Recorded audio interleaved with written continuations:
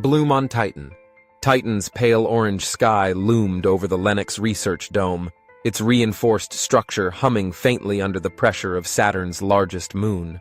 Within the sprawling habitat, 72 scientists and engineers went about their routine, analyzing Titan's methane lakes, studying its thick atmosphere, and dreaming of the day humanity would terraform this distant moon. But that day never came. "Run a basic analysis," she instructed her assistant, Jared Cole, as she wiped the substance onto a glass slide. Within hours, Jared had the results. "It's organic," he said, his voice tinged with confusion. "Definitely not from Earth, and it's replicating." Evelyn frowned. Titan's environment was hostile to life as humans understood it. Temperatures hovered at 290 degrees, and its lakes of liquid methane and ethane were lethal to terrestrial organisms. How could anything thrive here? By the time Evelyn ordered a containment protocol, the residue had begun to spread. 3 days later, the dome's Sector 3 was sealed off. The initial powder had grown into a network of pale, fibrous tendrils stretching across walls, floors, and even the ceiling. The material pulsated faintly, as if alive. "It's a fungus," Evelyn confirmed during an emergency briefing. "But unlike anything we've seen, its cellular structure is silicon-based, not carbon. It's adapted perfectly to Titan's environment." "Doctor." Martin Hale, the dome's medical officer, raised a hand. "Could it be hazardous to us?" "Unlikely," Evelyn replied. "It's thriving in methane. Human biology is incompatible with its survival mechanisms." That assumption lasted all of 12 hours. The first symptoms appeared in Olivia Grant, one of the dome's geologists who had worked near Sector 3. She stumbled into the med bay, coughing violently and complaining of dizziness. When Martin examined her, he discovered faint white lesions spreading across her throat and lungs. "It's inside her," Martin told Evelyn in a hushed tone. "Spore-like structures, millions of them." Evelyn's blood ran cold. By the time Olivia was quarantined, 4 more crew members began exhibiting symptoms. The dome's air filtration system, it seemed, had carried microscopic spores from Sector 3 into other parts of the habitat. Commander Jonas Pierce, the station's leader, took swift action. "All personnel are confined to their quarters," Jonas announced over the intercom. "Emergency oxygen tanks will be distributed. No one leaves until further notice." The crew protested, but the sight of Olivia's condition, a rapid degeneration of her respiratory system, coupled with the growth of fungal masses beneath her skin, silenced dissent. Evelyn and her team worked around the clock to understand the organism. Under the microscope, it was a marvel. The fungus replicated with terrifying efficiency, each cell dividing and mutating into new, more aggressive forms. "It's evolving in real time," Jared said, staring at the screen. "Every sample we take grows differently from the last. It's learning."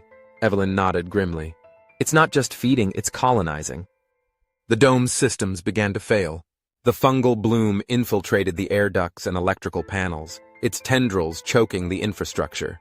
Lights flickered, and the temperature regulation systems faltered. "Dome integrity is at risk," Jonas said during a tense meeting with Evelyn and Martin. "If this thing breaches the outer walls, it'll contaminate Titan's surface. We can't let that happen." Evelyn stared at the holographic display showing the bloom's rapid expansion. "We need to destroy it before it becomes unstoppable." "How?" Jonas asked. "We sterilize the dome," Evelyn replied. "Flood it with pure oxygen and ignite it. Fire might be our only chance." Jonas hesitated. "That'll kill the infected crew members, and there's no guarantee it won't compromise the dome itself." Martin slammed his fist on the table. "If we don't act now, no one makes it out of here. This thing is already winning." The team moved quickly. Jonas organized the remaining uninfected crew to rig the dome's oxygen reserves for controlled detonation.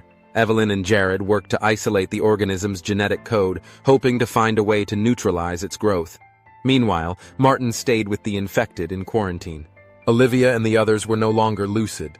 The fungal masses had overtaken their bodies, spreading along their skin and into their eyes. They no longer resembled humans. "I'm sorry," Martin whispered, his voice breaking. Evelyn entered the med bay one last time, carrying a vial of a hastily synthesized antifungal compound. "It's experimental," she said.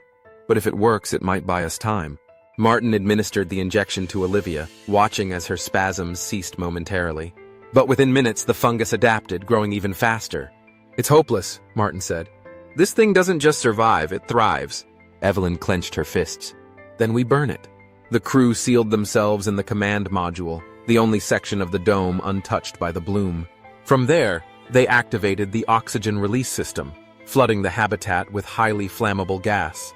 The infected crew were left behind in quarantine, their muffled cries haunting the survivors. Jonas hesitated before pressing the detonation button. "May they forgive us," he said quietly. The dome erupted in a massive fireball, the flames consuming the fungus with relentless intensity. For hours, the survivors watched from the command module as the inferno raged. Finally, the fire burned itself out, leaving behind a scorched husk of the once thriving research station. When the remaining crew emerged, they found the bloom reduced to ash. The air was thick with the smell of burning metal and decay. "It's gone," Evelyn said, her voice hollow. Jonas nodded but said nothing. The cost of their survival hung heavily over them.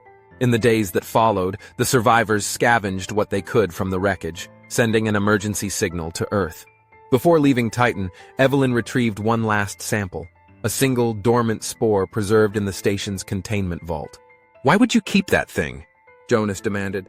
"Because we need to understand it," Evelyn replied. "If it survived here, it might exist elsewhere. Next time we won't be caught off guard."